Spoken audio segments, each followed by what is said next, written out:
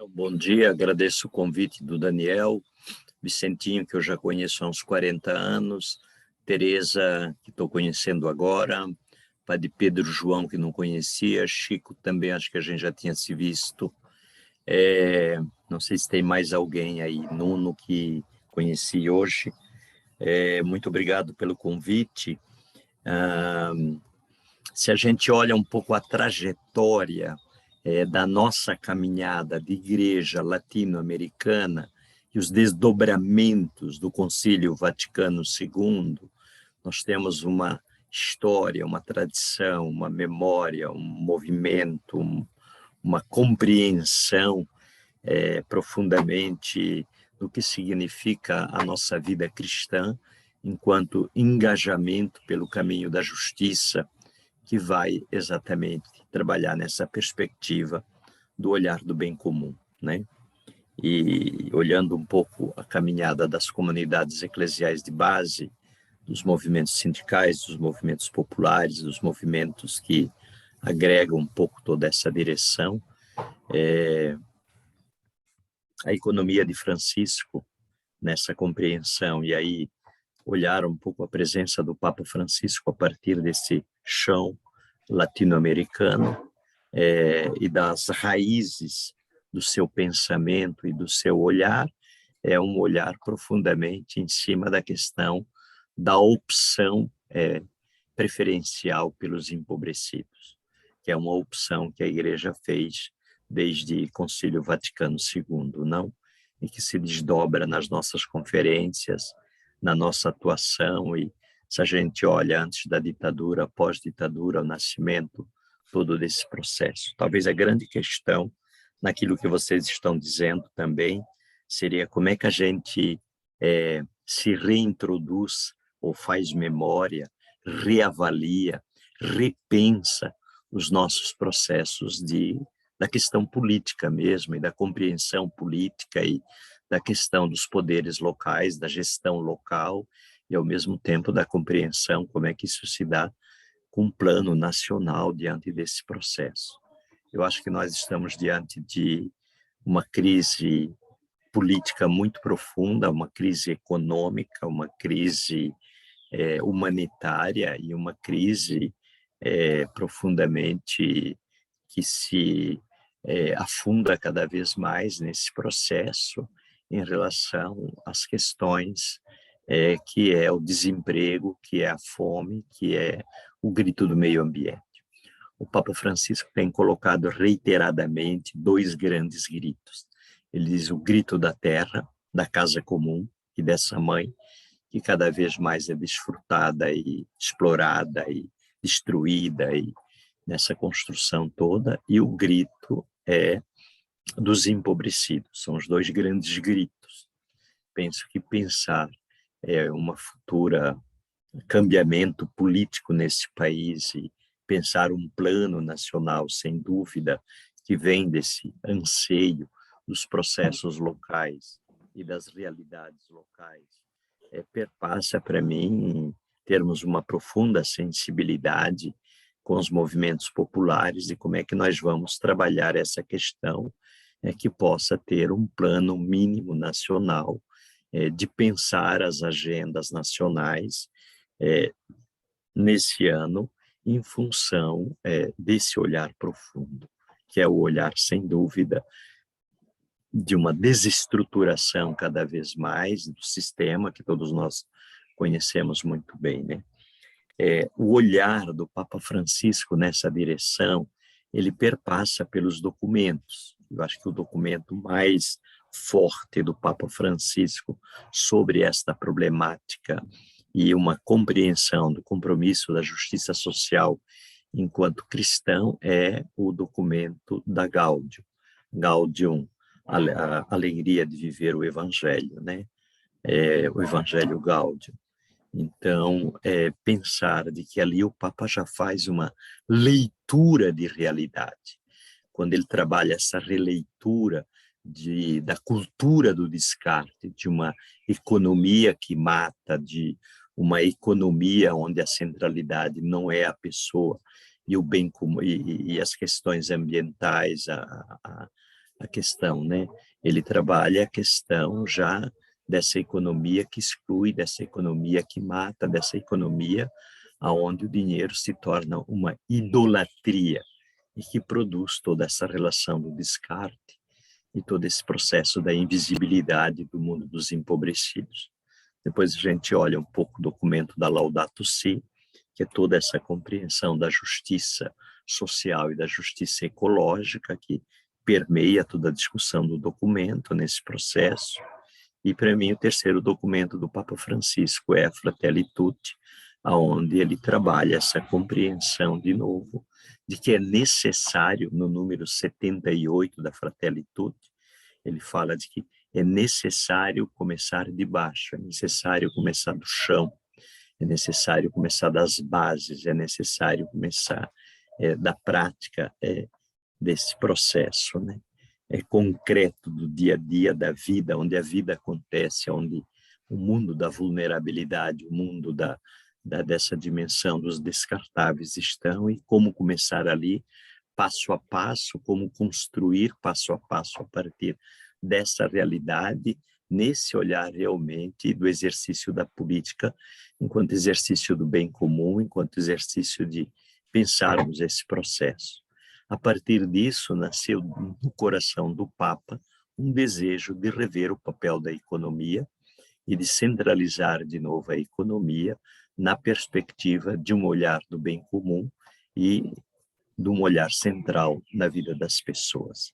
E o Papa usa uma expressão muito bonita, muito forte também, porque a proposta era, nesse período, antes da pandemia, que nós teríamos o encontro em Assis. O objetivo era recuperar um pouco a dimensão do projeto de Francisco de Assis nos tempos de hoje, e Clara, né?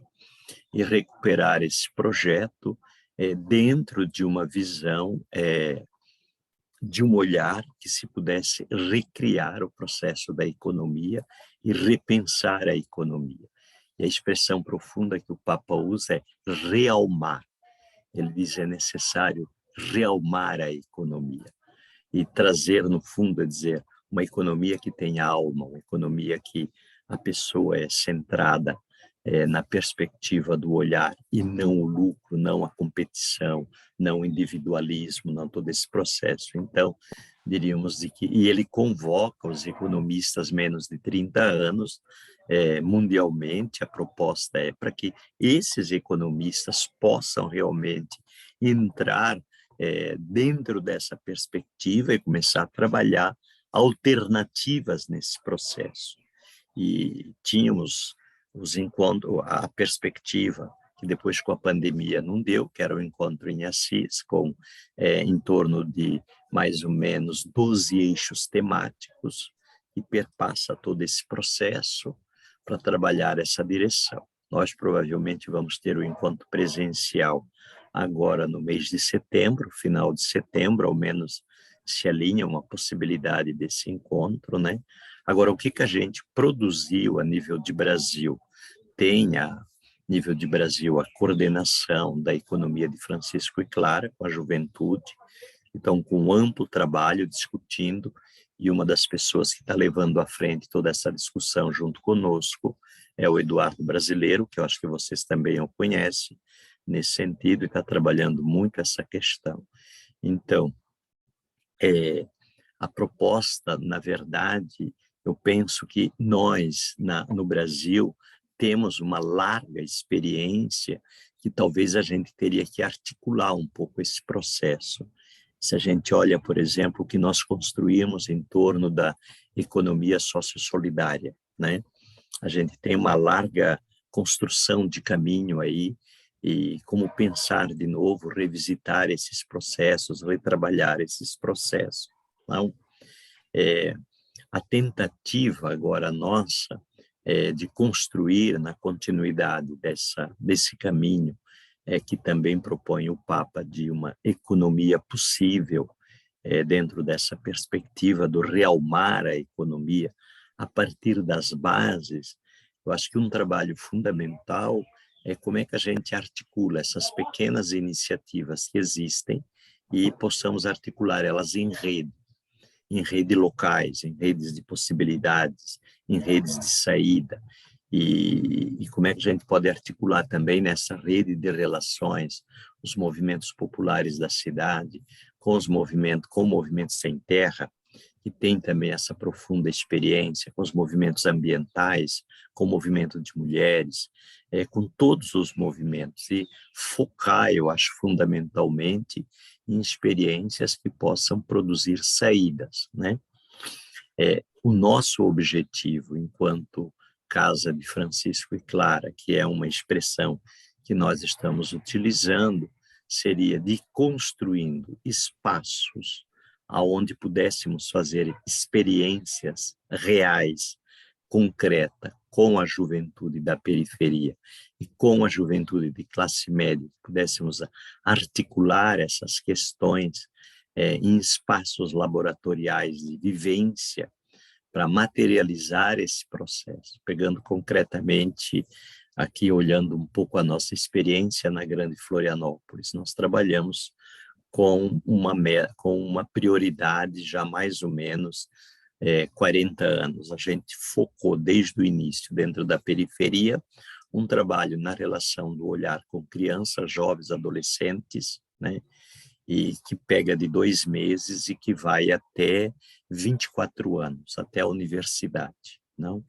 Então, hoje nós temos jovens formados aqui do Morro, onde eu moro, que é uma área, um dos maiores guetos negros da cidade. Quase 90% da população onde eu moro é população negra, né? E nós temos jovens daqui negros formados em medicina, hoje fazendo residência no Sírio-Libanês. Nós temos jovens que se formaram na área da advocacia, fizeram seus mestrados. Ontem à noite a gente tinha uma reunião aqui com um grupo da universidade, inclusive, para discutir uma cartografia social das periferias, como é que podemos pensar isso nesse momento. E a gente estava falando das produções da juventude nossa e desse corte realmente na questão negra. Por exemplo, o Mário fez agora um mestrado na questão sobre o racismo estrutural nesse país, né? E temos muitos jovens formados nessa direção. Agora, o foco do trabalho é como é que a gente trabalha projeto em rede e rede de projeto. Ou seja, frente à problemática da juventude na periferia, frente a toda a discussão em relação à morte da juventude, à violência, o narcotráfico, como é que a gente trabalha uma rede de projetos, e esses projetos em redes que vão articulando que um menino de 6 anos possa entrar dentro de um projeto desse e perceber que ele pode chegar à universidade, que ele pode chegar a um processo de ensino fundamental, e que ele possa ser inserido também e preparado ao mundo do mercado do trabalho, e não só o mercado do trabalho, mas o exercício da cidadania, o exercício de uma leitura crítica. Atualmente, a gente tem em torno de 6.500 jovens, crianças e adolescentes nessa grande rede, que é com café, almoço e janta, né? E que se constrói dentro desse caminho diariamente, com 340 educadores, pago 8 horas por dia, com todas as questões de direito, né? E, ao mesmo tempo, esse impacto que isso produz na periferia, do ponto de vista de abrir uma alternativa, não? E materializar, por exemplo, nesses espaços, um espaço laboratorial, que pudesse os jovens de classe média, os jovens empobrecidos, viverem junto, trabalharem junto, fazerem experiência. A gente está dando um segundo passo de uma profunda experiência que fizemos ano passado, que é uma experiência piloto, porque a Florianópolis é uma capital que cada vez mais as empresas de tecnologia estão chegando aqui. Nós temos mais de 1.000 empresas de tecnologia, por exemplo. Nesse momento, se tivéssemos gente formada, nós poderíamos inserir 2.000 jovens ao mercado de trabalho da tecnologia. No entanto, a gente tem um fosso enorme dentro, um gap enorme nesse processo, porque não temos jovens formados para essa perspectiva, para essa inserção no mercado de trabalho. né? Olhando nessa perspectiva, Florianópolis cada vez mais vem se configurando como o Vale do Silício. Nós temos mais de 1.000 empresas já aqui de tecnologia. E olhar, que nós saberíamos assim, olhar a partir dos territórios e pensar a partir dos territórios e rediscutir a partir dos territórios essa aproximação do centro e da periferia e trabalhar os consensos mínimos. E para pensar, eu penso, como resolver as questões do território local, né? Como rediscutir, como trabalhar com os atores dentro de uma cidade para resolver as questões da sua própria cidade. E a questão hoje, para mim, que é premente, é a questão da criança, é a questão do jovem, é a questão do adolescente, é como é que a gente fustiga, na verdade, os sonhos e alimenta os sonhos e gera as oportunidades, né? Num contexto de miserabilidade, num contexto de vulnerabilidade, num contexto de violência, num contexto de fome, num contexto não. Para mim, impactante esses últimos meses foi agora, inclusive sábado, uma mãe estava aqui, sábado de manhã, na minha casa, foi a primeira pessoa que eu atendi dentro do morro, e a criança chorava, eu perguntei, um bebê de 5 meses. Aí ela disse, meu bebê não come desde ontem ao meio-dia, porque eu não tenho leite, não tenho comida, e também não tenho leite meu para dar para ele. Então, acho que tocar nessa ferida diariamente, de uma naturalização da injustiça social e de uma descartabilidade do ser humano nesse momento, vocês como parlamentares e nós, sem dúvida, pensarmos questões de perspectivas de saída nesse sentido é fundamental, né? Por isso a gente agora está indo para um trabalho de construir na periferia os centros de inovação social. Que seriam esses centros de inovação social e tecnologia? Seriam centros construídos dentro da periferia, aonde pudéssemos trazer essa tecnologia e voltar essa tecnologia para a resolução de problemas sociais. Por exemplo, a problemática do lixo na periferia, a problemática da realidade, por exemplo, da água, a problemática da moradia, a problemática do transporte coletivo, a problemática do saneamento básico.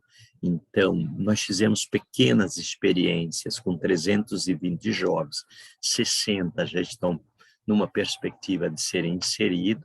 Imagina dar na mão dessa juventude um olhar profundo na relação do olhar do bem comum, das políticas públicas, mas, ao mesmo tempo, buscar essa tecnologia e todo esse processo de conhecimento para fazer formação de resolução dos problemas locais.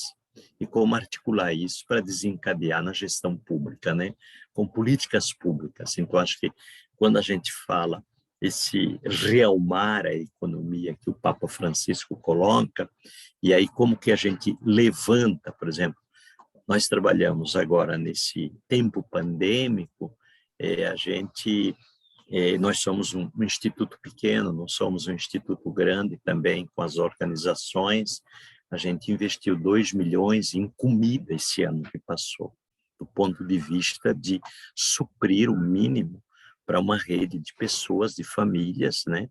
Para poder prover o mínimo que seria a possibilidade das pessoas ligadas a essa rede nossa de trabalho para ter o que comer. E trabalhamos com a experiência também da moeda social. A moeda social é um aplicativo que a mãe ganha no celular, mensalmente ela pode retirar X, e se fez o mapeamento dos mercadinhos nos territórios, em vez de ir comprar uma cesta básica num grande supermercado que já fatura enormemente nesse momento pandêmico, uma outra coisa é comprar no mercadinho. Aí vejam, investir num pequeno território, às vezes R$ 200.000 nos mercadinhos, tu aquece a economia do território, o dinheiro fica no território. E, a partir disso, como pensar outras pequenas saídas. Por exemplo, numa das áreas, a gente construiu um projeto que a gente chama Concreation, que é um trabalho de formação dos pequenos investimentos. Aí só coloco rapidamente uma pequena experiência de uma senhora, da dona Maroca, que ela começou a fazer laços de cabelo. Ela ganhava a cesta básica. Hoje ela sobrevive fazendo laços de cabelo, mas não é uma experiência desligada, é uma experiência articulada no território, em que ela aprendeu a fazer site, ela aprendeu a gerir esse seu pequeno negócio, ela aprendeu a planejar esse pequeno negócio dela, né? E aí a gente articulou isso com o Sebrae, trazendo o Sebrae para dentro, repensando o papel do Sebrae numa linguagem adequada a essa realidade, com pequenos investimentos. E agora, em relação aos processos de cestas básicas, vamos ter uma reunião sexta-feira para rediscutir como é que a gente pode articular uma rede de pequenos microcréditos.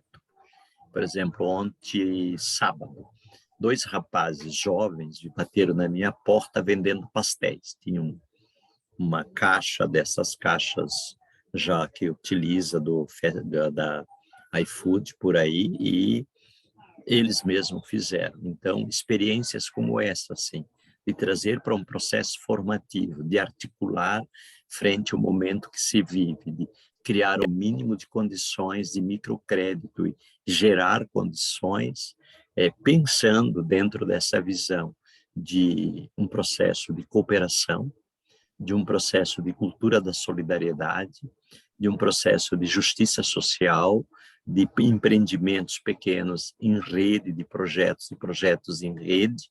Na área aqui onde eu moro, nós fizemos, durante esse tempo pandêmico, cursos de formação do Impacto Hub, sempre tentando buscar tecnologia também como investimento e como meio desse processo. 35 pessoas, e hoje tem gente, por exemplo, senhoras daqui sobrevivendo de venda de bolo, montar os seus pequenos processos, né? Então, nesse meio da periferia, nessas áreas que nós trabalhamos, que são as áreas mais empobrecidas, vulneráveis, aonde essa realidade é gritante, pensar um pouco pequenos projetos de investimento.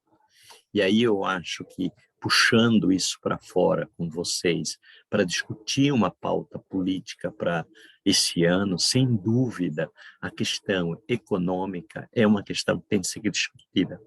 E como trabalhar essa questão econômica dentro de uma perspectiva, talvez, do microcrédito. Vocês lembram como nasceu a questão, e a gente trabalhou fortemente na época da Fome Zero, né? A Fome Zero, na verdade, era gerar trabalho. E o que gera, na verdade, a dignidade humana é o trabalho. Eu acho que investir uma pauta nessa perspectiva, a partir de pensar localmente, pensar articulada numa visão também nacional de projetos nessa perspectiva, talvez, Daniel, seria importante rediscutir até com a Comissão Nacional, com o Eduardo, porque a tentativa nossa agora seria de focar um pouco a Comissão Nacional, que é uma juventude enorme que está ligada a esse processo, e a gente focar nessa perspectiva, das perspectivas de encontros que nós vamos ter, exatamente incidindo em pautas políticas.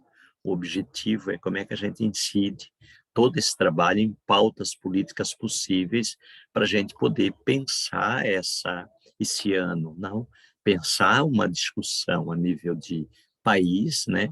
Mas como é que a gente materializa isso depois em políticas públicas, eu acho que de revisitar o que já fizemos aí 15 anos, repensar esses processos, mas articular com a realidade que nós estamos vivenciando, que é uma realidade muito mais dura do que há 15 anos atrás, em termos de fome, de miséria, de falta de políticas públicas nas periferias e dessa realidade. E aí eu acho que focar essa dimensão, que talvez a gente não deu conta de focar, e era a minha grande discussão contínua, foi a juventude. Juventude negra, juventude indígena, juventude que está na periferia. né? Juventude branca, empobrecida, e essa juventude que, se a gente não fizer nada, ela é carcomida pelo narcotráfico. Acho que a gente não conseguiu ainda, na época eu discuti essa questão da gente entrar nesse meandro, da gente compreender essa realidade, mas da gente, dentro dessa realidade, propor também. Então, a nossa experiência aqui, para esse ano, é como é que a gente trabalha isso.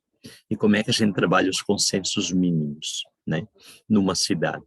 E como é que a gente rediscute gestão pública e políticas públicas com essas experiências, que são experiências que vêm se articulando passo a passo, experiências que estão dando certo, né, e vai se ampliando isso numa rede de escalas maiores, cada vez mais, para gerar, na verdade, políticas públicas, né? Eu acho que o grande caminho é esse, é redimensionar a função social do Estado, é redimensionar o papel do Estado, né? E não o Estado mínimo, mas um Estado que garante o direito, e um Estado que olhe para a direção do bem comum e não para a direção do mercado.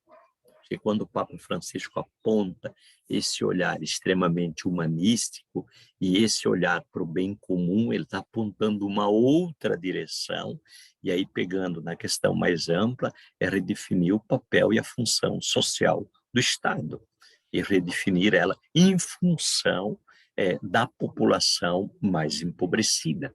E pensar essa população nesse país, na linha do macro, segundo o que penso, não? Agora, como fazer isso na base do concreto, porque a fome não espera, a fome não espera, a fome está aí, né? E uma mãe, quando vê que a criança grita de fome, a mãe faz de tudo para poder suprir essa necessidade, não? Então, pensar a partir desse processo, desse parâmetro, pensar a partir da realidade da base gritante, penso eu, que é um grande papel. E aí eu acho que redimensionar de novo o nosso papel no processo da base, da articulação da base, é fundamental. Redimensionar também. A gente ontem à noite discutiu um pouco com a universidade a área da arquitetura, e era um grupo de 10 estudantes com o professor que vieram aqui, e a gente dizia: é necessário redimensionar o papel da produção do conhecimento. Como trabalhar, de novo, uma articulação entre a universidade e as periferias, e a realidade, mas com desencadear processo mais orgânico. Processos que, de repente, com a gente falando sobre a questão de urbanismo e arquitetura, que desencadeie um papel de formação, mas que não seja uma coisa pontual, porque muitas vezes as periferias são espaços muito de pesquisa e de pouco investimento do conhecimento para a própria organização do que a universidade faz nesse sentido. Então, eu acho que a gente tem uma gama e uma malha em rede que a gente tem de trabalhar constantemente para pensar esses processos, né? O que eu queria trazer um pouco nessa direção é um pouco esse olhar, né? E esse olhar do Francisco, do Papa, é um olhar nessa perspectiva de pensarmos as saídas nessa direção. E a nossa proposta seria que as casas de Francisco e Clara pudessem ser casas pelo Brasil afora, pelo continente latino-americano, porque essa organização é latino-americana, uma expressão mundial, concretamente dizendo, nessa casa de Florianópolis, que futuramente pode ser o caminho a ser construída, como é que pode ter aqui jovens da Europa, jovens da África, jovens da Ásia, jovens da América do Norte, vivendo junto, trabalhando junto, construindo junto, e a casa seria uma materialidade depois da concretude de um jovem que sai daqui, vai morar na África e possa, a partir do seu território e dos seus processos, construir uma casa lá. E essas casas serem casas internacionalmente articuladas, a nível internacional, né? Então, uma proposta nossa do Brasil, que queremos levar o Papa Francisco e pedir a bênção para depois a gente realmente desencadear esse processo desses centros, que seriam centros de produção de conhecimento, centros de experiências, centros de recuperação da teologia da libertação, né? Centros de rediscussão, da vida e do investimento de projetos de vida nessa direção. Estamos pensando por aí, nós, enquanto processos, não? Estamos bastante animados, esperançosos, acreditamos que esse é um caminho possível, as nossas experiências nesse sentido, elas apontam esse horizonte e essa discussão toda com o Papa Francisco, ela vem a se somar cada vez mais nessa direção. Meus amigos, seria isso.